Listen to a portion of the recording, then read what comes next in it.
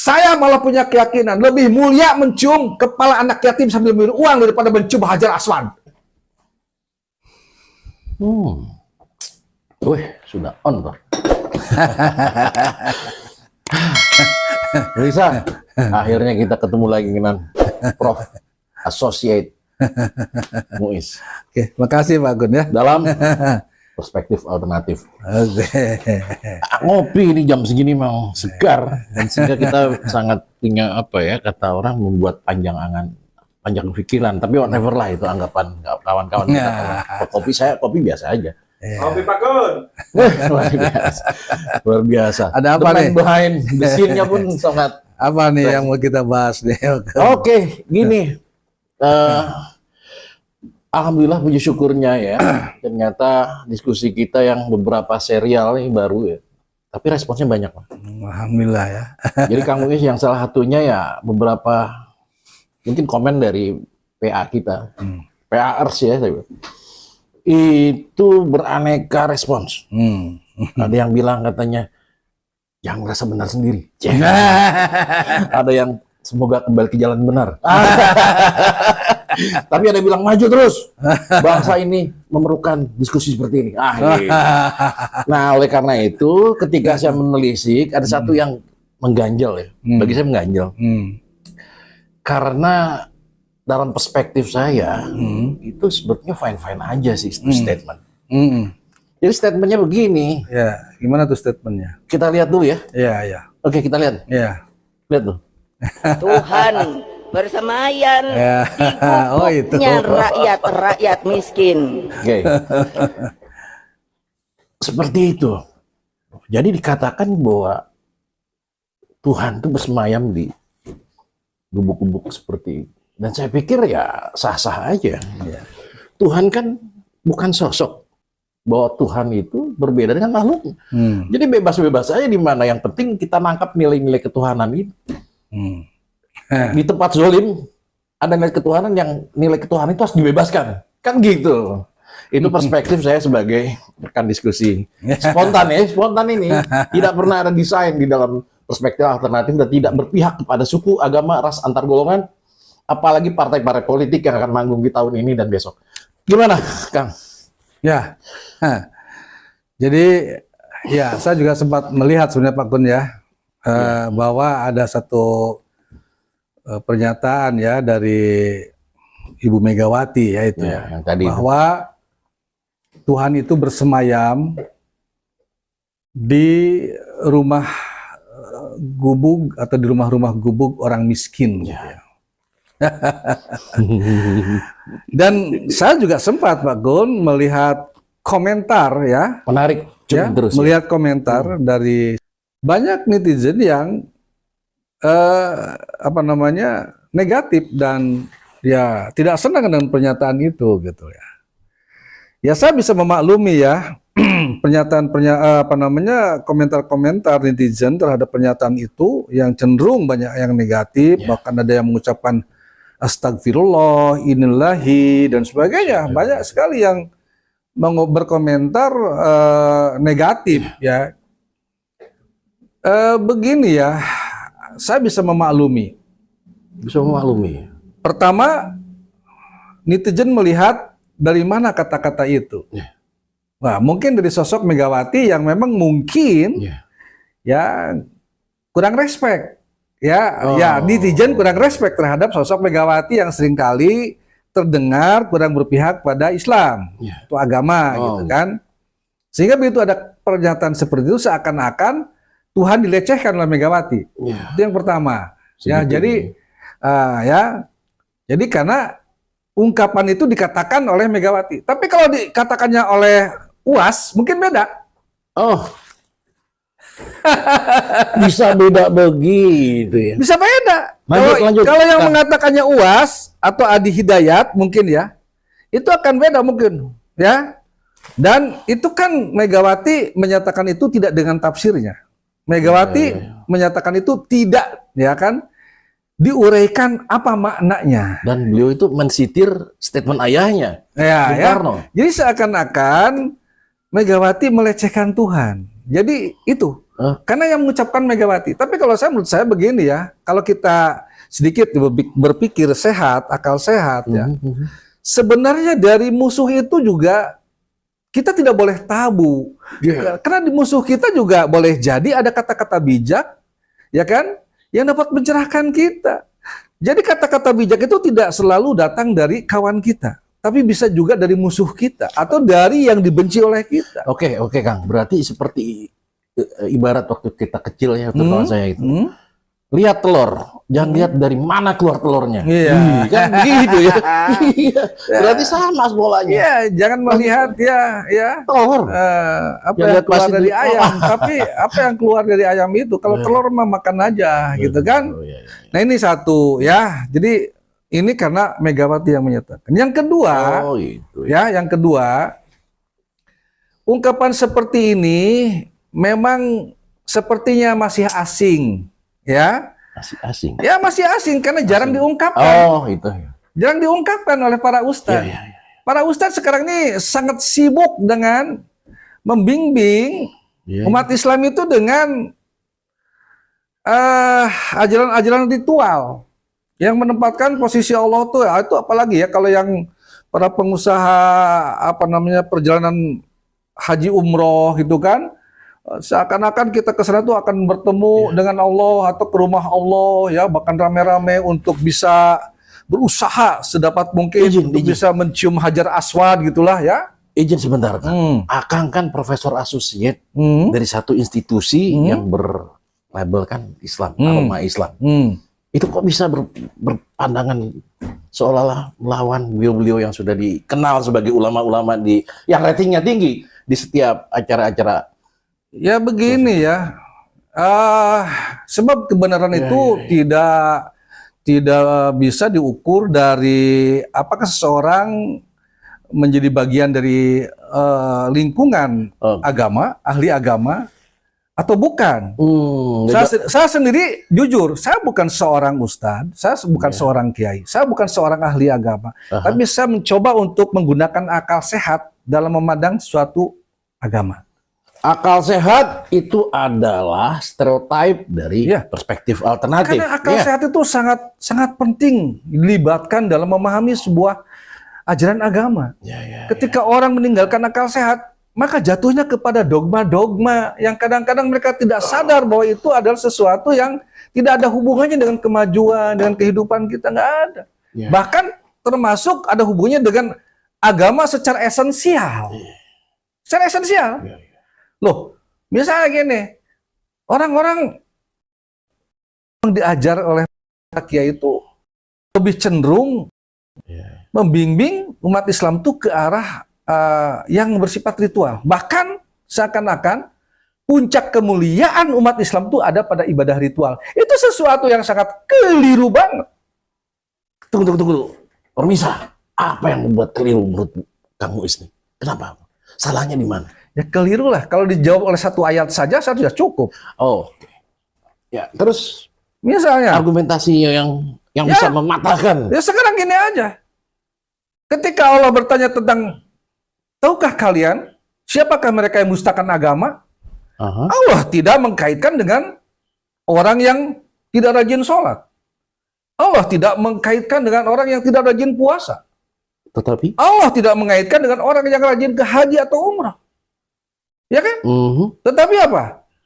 Ara'aital ladzi yukadzibu biddin fadzalikal ladzi yad'ul yatim. Wala yahudu ala ta'amil miskin. Artinya, Bro. Ya artinya begini. Jadi ternyata Allah itu menuduh pada orang-orang Islam sebagai pendusta agama, manakala dia melupakan anak yatim, fakir miskin. Gezoliman dibiarkan. Kezoliman. Pembiaran terhadap kemiskinan. Tidak peduli, tidak empati gitulah. Jadi di sini justru ya kan. Itu ya. Nanti kita jelaskan ya bahwa kalau menurut saya amalan-amalan sholat itu pahalanya tuh sementara. Oke. Jadi puncak kemuliaan seseorang dalam beragama itu bukan pada ibadah ritual, tapi dalam implementatif. Ya, ibadah ritualnya dalam kehidupan bermasyarakat. Oke, dikaitkan dengan metode ilmiah, Bro. Dikaitkan dengan logika berpikir yang merupakan... Ya, nanti dulu. Saya takut lupa nih, Pak Gun. Oke. Ini masih harus Iya, dijawab iya. dengan ini dulu. Jangan Iya, sampai iya. orang Sepotong. substansinya saya nggak belum kena nih. Oh. Baru mengapa orang berpikir negatif tentang statement tadi? Ya, kembali Gitu ke loh. situ ya. Iya, kembali ke situ dulu. Nah, tadi saya katakan tadi dua. Oke. Pertama yang mengungkapkan itu Megawati. Tapi kalau yang mengungkapkannya UAS, mungkin orang tidak akan. Wah. Ya. Yang kedua, Tidak saya fair, katakan ya? tadi, Agak kata-kata ini masih asing. Jarang diungkapkan. Ya kan? Jarang diungkapkan. Nah, sebenarnya ini ya, kalau tidak salah itu dari kitabnya Ahmad bin Hambal ya, itu jadi diceritakan ya, saya langsung aja ya, Ya. bahwa suatu ketika Nabi Musa itu bertanya kepada Allah, Yes. ya kan? Ya. Wahai Allah, lanjutkan. ya Allah, di manakah aku harus mencarimu? Oke. Kan gitu kan? Oke, lanjut. Musa ini bertanya kepada Allah. Yes. Lalu Allah menjawab. Allah Ya, menjawab, ya. wahai Musa, temuilah aku, ya kan, di rumah-rumah yang di dalamnya banyak orang yang menderita, Oke. yang sedang hancur hatinya, Oke. ya kan? Dan di sanalah aku berada. Jadi sebenarnya ungkapan Megawati itu barangkali mensintir ya. Iya. Ungkapan ini sebenarnya Nabi Musa, cuman Megawati nggak mengatakan itu adalah pertanyaan Nabi Musa atau jawaban Allah terhadap Nabi Musa. Dan ini Kang, kalau dilihat dari stratifikasi pemahaman, ini kelasnya kelas sufi ya. Ya, Kelas sufi Ya. berarti. jadi Megawati tidak menjelaskan, sehingga apalagi Megawati yang mengatakan ya Iya, iya. negatif akhirnya. Padahal kalau disebutkan, kalau kita jelaskan bahwa itu adalah sebenarnya pertanyaan Nabi Musa atau jawaban Allah terhadap Nabi Musa ketika Oke. Nabi Musa bertanya, ya Allah, di manakah aku harus menemuimu? Lalu Allah menjawab, wahai Musa, Ya. temuilah aku di rumah-rumah gubuk yang di dalamnya ada Yes. orang-orang yang hatinya sedang hancur. Wow, Aku ada di sana. very romantic. Inilah sebenarnya ya yang jarang sekali diungkap. Para kiai, para ustadz lebih apa ya, menjelaskan hal-hal yang bersifat ritual ya, dan seakan-akan puncak kemuliaan seseorang dalam beragama itu pada ritual, Harusnya. pada sholat. Harusnya justru ini lebih memuliakan, lebih peduli, lebih peka. Dalam rangka apa? Dalam rangka memberi rahmatan, dalam rangka mewujudkan rahmatan lil alamin. Ya. Rahmatan lil alamin itu diwujudkan di bumi dengan cara apa? Memakmurkan atau membantu orang-orang miskin untuk bisa hidup sejahtera, merasa nyaman, merasa aman, kan gitu kan? Rahmatan lil alamin ya itu, rahmat. Jadi orang-orang itu mestinya harus menjadi rahmat, membawa misi rahmat dari Allah. Ya. Coba sekarang, apakah dengan kita datang balik umroh, berhaji, bisa mendatangkan rahmatan lil alamin? Itu dia. Tidak bisa, paling memperkaya Arab Saudi. Devisa. Devisa. Apakah devisanya kembali kepada kita dengan membangun sekolah-sekolah itu gimana? Ada, tapi terbatas. Berarti kalau begitu organisasi konferensi Islam harusnya nggak usah pinjam uang ke IMF atau ke... Harusnya. Mendingan gunakan itu ya. Iya. Bercandanya begitu. Ya, tapi memangnya harus logikanya. Karena inilah. Benar ya? Karena Logis ya? Logis. Ya. Karena lihat aja kalau iklan tentang umroh, wah luar biasanya. Ini. Lalu ceritanya gini, sampai orang diceritakan barang siapa yang bisa mencium Hajar Aswad gimana. Makanya banyak orang yang berdesak-desakan, ya kan? Itu ingin mencium Hajar Aswad. Bahkan diantaranya orang Indonesia tuh membayar bodyguard, ya, ratusan real hanya untuk mencium Hajar Aswad. Saya malah punya keyakinan lebih mulia mencium kepala anak yatim sambil minum uang daripada mencium Hajar Aswad. Oke, waktu juga sih bro yang membatasi kita. Ya kan? Betul nggak? Iya. Jadi ini ya, kita ini sangat keliru ya. Jadi puncak kemuliaan seorang yang beragama ketika hatinya tertambat untuk mencintai orang-orang miskin, orang-orang fakir, ya, orang anak-anak yatim, ya kan? Sekarang berapa persentasinya? Atau kita tidak tahu? Atau memang kita memang benar-benar tidak tahu? Ada seorang ustadz, atau seorang kiai, atau seorang tokoh misalnya saja datang misalnya tanpa diketahui atau datang ke rumah-rumah yatim, datang ke rumah-rumah gubuk, seperti Umar bin Abdul Aziz. Umar bin Khattab misalnya, ya kan? Hampir tidak kita lihat kan? Orang asik dengan kehidupannya sendiri-sendiri kita. Kalau tahu-tahu berangkat haji kan? Kang Punten pengennya sih masih lama, tapi kan kita dibatasi waktu. Oke, closing statement. Oke ya, jadi gini ya. Inilah ya kegagalan kita dalam menangkap esensi agama. Jadi esensi agama itu seakan-akan, ya kan, berlabuh pada ibadah ritual, ya, yang sebenarnya ibadah ritual itu hanya, ya kan, untuk membangun kepribadian kita, untuk membangun niat kita, untuk membangun komitmen kita, untuk membangun visi kita. Nah, setelah itu diwujudkan di dalam kehidupan bermasyarakat. Makanya ketika dalam kehidupan bermasyarakat tidak nampak, sholatnya ya tidak bermakna, bahkan pahalanya hilang.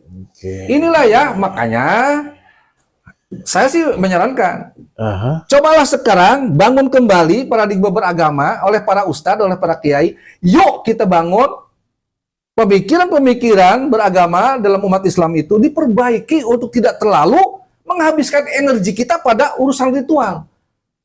Tetapi untuk urusan sosial kita lemah. Yang lebih operasional. Kita lemah. Makanya dalam berpolitik, dalam apapun kita kalah. Jangan deduktif dulu ya. Iya, kita kalah dalam berbagai pertarungan politik, pertarungan ekonomi, pertarungan budaya. Kita ini kalah. Lalu apa kita punya kebanggaan?